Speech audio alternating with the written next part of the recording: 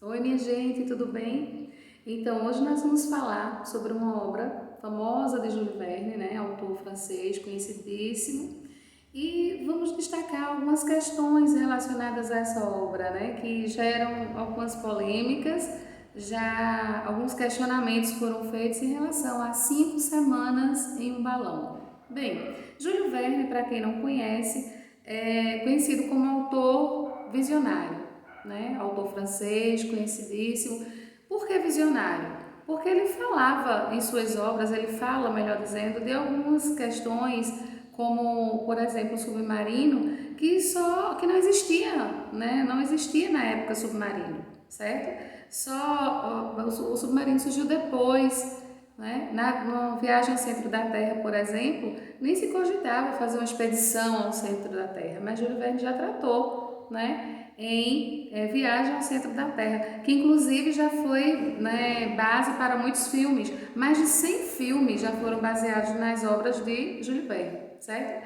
Bem, o que vamos falar dele? Primeiro que ele foge, né, de casa aos 11 anos, isso é uma questão importante na história dele. Se eu não me engano, era para ser marinheiro, ele queria ser marinheiro. O pai vai atrás, o resgata, tudo mais. Ele promete que não mais irá, né, não quer mais viajar pelo mundo assim. Entretanto, viajará por meio de suas obras. Veja que as obras dele se tem o título, né? Viagem ao centro da Terra, 20 mil léguas submarinas, ou seja, uma viagem ao fundo do mar, né? Volta ao mundo em 80 dias, 5 semanas em um balão, que é o primeiro dessa coleção de livros famosíssimos. E ele estuda direito, né, se forma em direito, entretanto, ele segue a carreira literária e se consagra como um imortal na literatura, né? Bem, o que é que nós podemos falar especificamente desta obra? Primeiro que ela foi escrita no século XIX, no período do neocolonialismo, né? O balão recebe o nome de Vitória, não só pela vitória deles terem conseguido fazer a expedição, mas também em homenagem à Rainha Vitória, que na época era a Rainha da Inglaterra, né? A Rainha Vitória, conhecidíssima. Bem, na obra, quem são os personagens? Nós temos o Dr. Ferguson, nas obras de Júlio Verne são sempre assim, né? Um professor, um doutor, alguém especialista em uma área que quer, então, engrenar ali uma aventura, né? Em 20 mil léguas, não, em Viagem ao Centro da Terra, nós temos o Dr. Lindenbrock, né? Em Volta ao Mundo em 80 Dias, nós temos o Phileas Fogg, né, que faz essa aventura uma aposta, né, e viaja ao mundo em 80 dias, o mundo da época, obviamente. Enfim, eu falo mundo da época pelas questões geográficas, obviamente, né, que eram outras diferentes das de hoje. Mas, enfim, nesta obra, 5 semanas em um balão, nós temos o Dr. Ferguson, os personagens principais, né? Um caçador que viaja com ele e um amigo seu, né? O Joey. Bem, daí nós temos que presença de narrador. Nós temos um onisciente. Mas este onisciente então fala, como nós sabemos, né? Quem tem dúvida em narrador onisciente, dê uma olhadinha lá, o nosso vídeo de narrador onisciente tem no nosso canal. Ele traz então um narrador onisciente que vai apresentar ali o Dr. Ferguson, né, a questão do caçador, que ele inclusive traz ali, né, o livro aborda uma caça predatória no início. O caçador matava assim, não só para se alimentar, mas descomedidamente, né? E aí depois o Dr. Ferguson diz, não, vamos parar com isso, agora matar só para se alimentar, né? Há um momento, inclusive, que um elefante é abatido e só come uma parte pequena dele, né? Não gosto nem de falar nisso. Enfim, nessa obra nós vimos, como eu falei, o narrador onisciente. Entretanto, Júlio Verne ele não é conhecido por fazer uma abordagem muito psicológica dos personagens, entende? Como Clarice faria, por exemplo. Ele descreve os personagens mais pelos aspectos físicos, entende? E não psicológicos. Entretanto, pelos aspectos físicos, pelos títulos, você conhece um pouquinho do psicológico de cada personagem, não é verdade? E qual seria a intenção dessa viagem, dessas 5 semanas em um balão? Eles queriam então sobrevoar a África, né? Como era um lugar extremamente desconhecido, eles não queriam ir por terra, porque não sabiam o que poderiam encontrar, né? Tanto demograficamente eles não conheciam, como geograficamente. Então escolhem, né, sobrevoar a região, porque seria mais seguro, vamos dizer assim. Mas é muito interessante a obra toda, porque inclusive é um capítulo que tem como título O Balão, que você vê questões, né, você observa lá, deixa eu organizar aqui.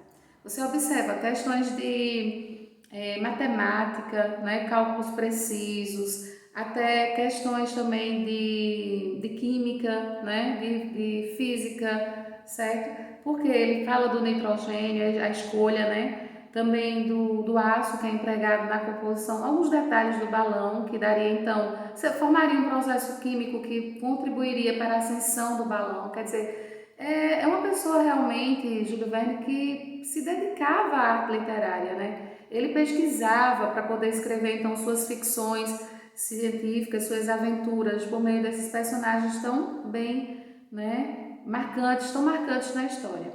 Mas quais eram as intenções então do Vitória? Além de sobrevoar a África, leva em consideração o contexto da escrita da obra, certo? A obra foi escrita no período do neocolonialismo, né? Então nós temos a questão da Europa se destacando aí. A África não era conhecida.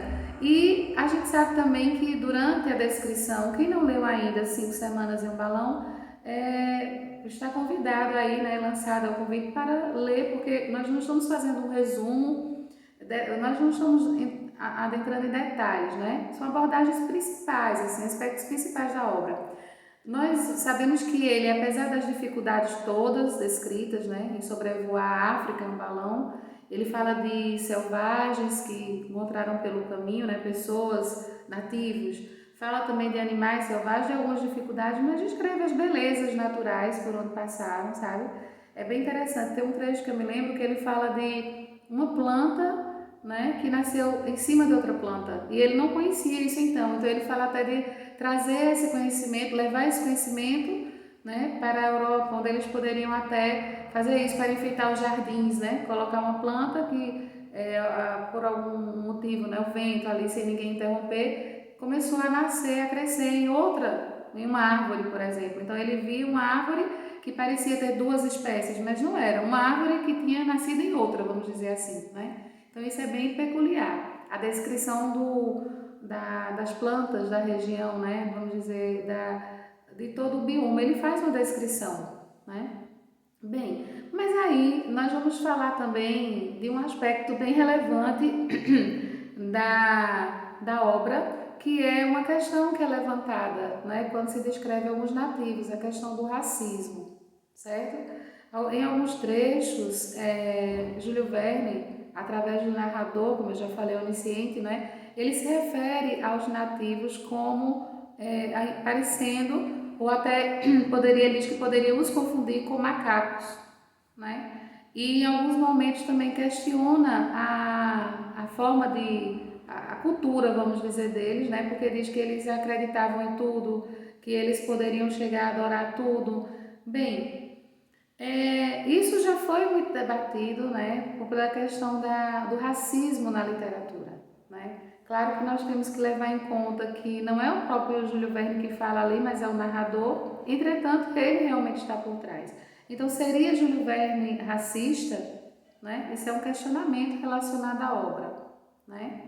E daí nós temos também, bem, ele tem alguns detalhes que ele fala, né? Um dos personagens fala, eles estavam se aproximando, é o momento que eles chegam perto do balão e eles dizem que não sabiam se eram macacos ou se eram os nativos da região, né? E os descreve muito como selvagens. Mas nós temos que levar em conta umas questões, né? Por exemplo, há um momento em que ele passa por uma árvore e a árvore está toda lá, né? Estão pendurados vários pedaços de pessoas, né? Ossos que os canibais da região tinham matado, devorado, enfim.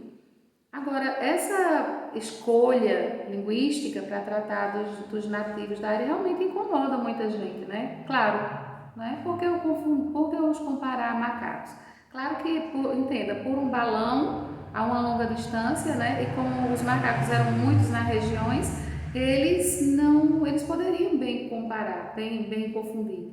Mas há uma forma, realmente, eu devo, né, deixar aqui minha opinião, há uma forma pejorativa de falar, né? Eu amo a literatura de Júlio Verne, meus alunos sabem, eu já recomendei várias leituras, mas eu acho que a escolha linguística deveria ser melhor, sabe?